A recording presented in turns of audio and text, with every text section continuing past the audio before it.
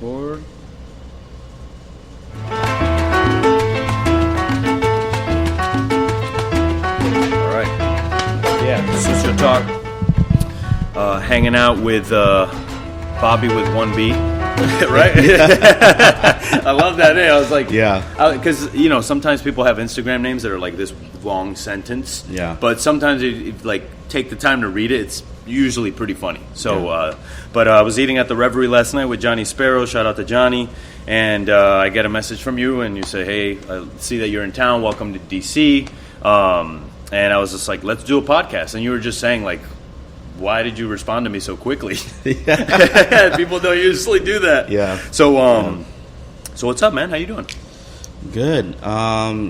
Just we're still hanging in. You don't worry. Okay. Just relax. It's all good. Yeah, we're hanging in. Things have gotten a little busier. Yeah. There's like a list from the New York Times that came out about like 50 restaurants that they talk about, and got you. Last couple of weeks has been good. Obviously, staffing has been kind of an issue still, but slowly we start getting more staff, which has been good. Heard. So hopefully we can kind of be able to control the number of people we have that come into the restaurant and try to experience it. So just trying to accommodate as much as we can. But yeah, What is is it a restaurant group or just 3 restaurants? I guess we never really define it. You don't call it as a group. Yeah, I mean, I guess because it's a family-owned business. Yeah. So my mother is also a chef. Okay. Chef Seng. My dad is also involved. So we have 2 restaurants. So one here in Columbia Heights, DC. We have one in Falls Church, Virginia. Okay. And then we have a cocktail bar in Shaw. Okay. Just about like a 5-minute drive from here. Heard. Yeah. So our goal is. What are the names? So yeah. Dipkao. Dipkao is in here in Columbia Heights. We have Padaek in Falls Church. Heard. And Hanumanh, which is in Shaw. Okay. Yeah. And basically our goal is to just introduce our culture, which is my family is from Laos, which is neighbors with Thailand, Vietnam, Cambodia. It's very familiar, very similar to Thai cuisine, just a little bit more pungent, a little more spicy, a lot more fresh preparations. But if you've ever been to, if you've been to a Thai restaurant, you sort of had Lao food. Yeah, well, I was talking to Colby, Chef Colby over at Audrey, and he was like,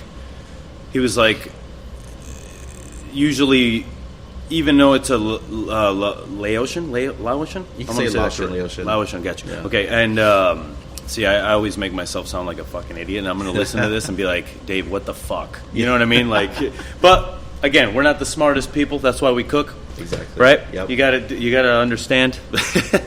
So he was saying that usually, even if it was a restaurant like that, they would still be like, okay, it's still a Thai restaurant, because Americans weren't like into exploring new things, but they knew sort of what Thailand cuisine was. Yeah, you actually find yourself that a lot of Thai restaurants are owned by Lao people, and like you said, it's something that already is known. Yeah. Especially like Japan and Korea already has its scene here. But sometimes Lao people might even open things like pho restaurants, Peruvian chicken. Okay. Or even like little Latin American restaurants, just because it's something that like they can find the employees, the Latinx community, or it's just easier just for them. But I don't think that a lot of people then or even now have the confidence to say like, like people are interested in Laotian cuisine. And I think 11 years ago, that's when my parents bought a Thai restaurant from a family friend. Yeah. It was already been there for 5 years. So for the first year, she just started to just cook what was on the menu. Dope. And then she started to create like a secret menu where it was like a little computer paper written in Lao only, and like a little like page protector. Yeah. And only for like Lao people. So then it kind of blew up because I had cousins, yet the younger generation would come in with coworkers, they'd try the food, and then they'd be like, oh shit, a domino effect. Yeah, we have a spot, finally. And then it grew, and then next thing you know, like people from DC were traveling across the bridge, which can be treacherous for a lot of people. and would wait like almost 3 hours at a 50-seat restaurant. And dope. Yeah, it kind of got crazy. And then like, how long did it take to get crazy? Oh, man, so that, like, I know we're skipping ahead here because Yeah. you know we're talking about you and your early life, but this obviously you grew up restaurant. Yeah. Right? You've been doing this forever. Yeah, since like, you know, high school, Yeah, sophomore yeah. year. Yeah. I would say that, and including the 2-star review from Tom Sisma, a critic here at Washington Post. I would say 2.5 years after we've have already been operating in that little restaurant, and I think then in 4 years then after we opened, we found this location, Dipkao in Columbia Heights, just because it's more of like a thank you letter to like people that made across the move through whatever transportation. I like that. And it was nice because it's a bigger restaurant. We also have a full bar, which we like to explore with, because the drinking culture in Southeast Asia is very crazy. And we wanted to make this a dedicated Lao restaurant. And I could be wrong, but I think it is the first Lao restaurant in DC, but probably many for like across the country. Yeah. And I think that really helped pave the what my mother called as like the Lao food movement. Yeah. Which is just like an initiative to gather like the Lao American communities with food, whether you're a foodie, if you're an aspiring chef, or if you, so she uses like this like platform to get a bunch of these Lao Americans come to here to like, she mentors them, gives them advice, gives her time for free. And then next thing you know, you have people like Donnie and Khao Noodle Shop in Dallas, who's been Food and Wine Best Chef last year, Bon Appetit Best in Restaurant, and you have like a chef at just opened a restaurant in Oklahoma City. And then we also have James Siaboot, restaurant in Oakland, killing it. Love his. I mean, to open a fine dining restaurant in Oakland when he did, I mean, it was like, what, 2011, I think. It's like, no one fucking did that. Like, the balls on that man, you know, and then to make it successful, and then from there to grow, you know, to other restaurants. I think the world of that man. Like, and he's so nice. Very nice. So nice, you know? Yeah. Very cool. So, because of, and, for me, I get to learn a lot from her. I get to learn about the recipes passed down for generation. Yeah. But I also get to learn more about, like, like where my family comes from, just because I am born in Northern Virginia. And growing up, I sort of didn't know what direction to be. Like, oh, am I Laotian or am I American? Yeah. But like growing up at home, Lao is spoken. But then my parents worked a lot. They had jobs that were, they had businesses that were non-restaurant related. So they were out and about. And so I had nannies of various cultures or after-school programs. So I was very exposed to like the American lifestyle. I wouldn't say I was like a bad kid, but I just, like, every time my parents tried to teach me, like, I just pretend like I listening, but I was more focused on like playing video games or or hanging out with my friends, things like that. But do you ever get that like old schoolness from them where they're like, what the fuck? Like, you know what I mean? When they get so angry at you and they're like, why aren't you like me? Exactly. You know what I mean? Yeah. When my dad's, sometimes, I mean, I understand when they speak to me in the language. Yeah. Sometimes I respond in English. So sometimes if I don't understand what my dad is saying, or if I respond in English, he's like, why can't you just know? I'm like, I didn't choose. Yeah. You moved here, Dad. Yeah. You had, what the fuck do you like? Yeah. And also you misspelled my first name. Yeah. Which is why it's Boby, which is why it's called. Bring your own Bobby. That's why the Instagram's Bobby with one B. Yeah.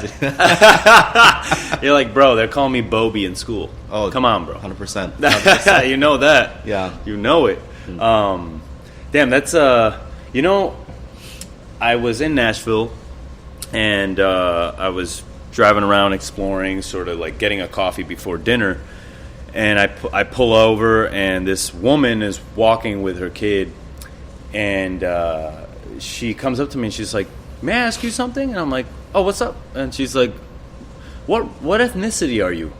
And I'm like, oh, I'm Puerto Rican. And she's like, I would not have guessed that by looking at you, you know. And then she proceeded to tell me that her daughter is half black and half Salvadoran, and she's light skinned, you know. And I'm like, and she was sort of telling me the struggle that this kid is going through because of, like, you don't know who you are. If people in school are like, what are you, black, white, you know, Spanish, like, what are you? You know what I mean? And it's a really big thing. Race is a huge thing in our country. Yeah.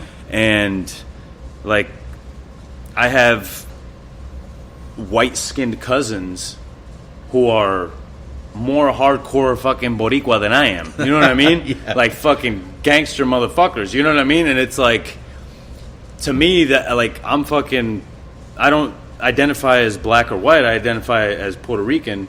But when you walk around here, it's like some people will be like, oh, that guy's black, or oh, that guy's white, you know? And I told her, I was like, she's going to struggle with that in school, you know? Because it's going to be like, if you hang out with the white kids, then the black kids are going to be like, what the fuck? And then vice versa. Well, It was like that when I was growing up in my town, in Meriden, but I hope that it gets a little bit better. But it's true, man. You just struggle with that, like, half, and then you act a certain way at your white friend's house, and then you act another way when you're with your family. You know what I mean? And it's like this, you have to, like, separate the way you act. And I'm fuck that, dude. Like, you know, when I hear myself on here, sometimes I'm like, man, you sound white. You know what I mean? Like, all right, I just roast myself.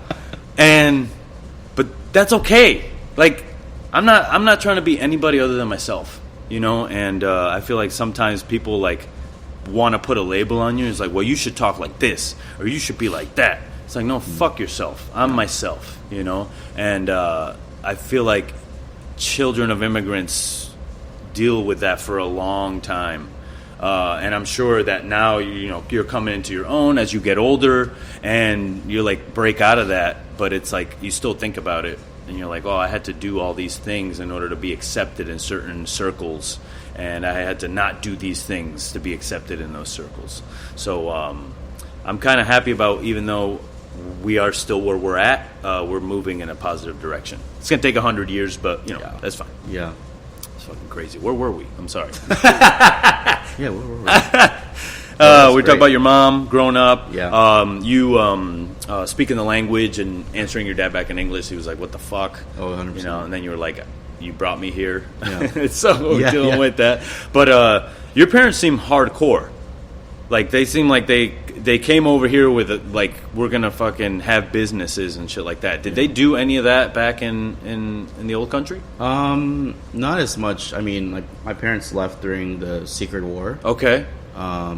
Which was, like, the period during the Vietnam War, which was a very tough time. You know, there was a lot of definitely violence, especially from, like, the U.S. and just Vietnam. And so I didn't know my parents' story until I was probably, like, 20, because I think it was probably just too hard for them. You know, then when I learned the story, it's like, oh, I had to swim through a river, or I went through different refugee camps. So it's more of just, like, they need to leave to be able to have, like, a better life. So eventually, my mother and her family made it to the Bay Area, and my father, his brothers, and cousins here in Northern Virginia, or the DMV area. Yeah. And from when they got here, it was just like, well, my mom went to high school in, like, the Oakland, Richmond area. Okay.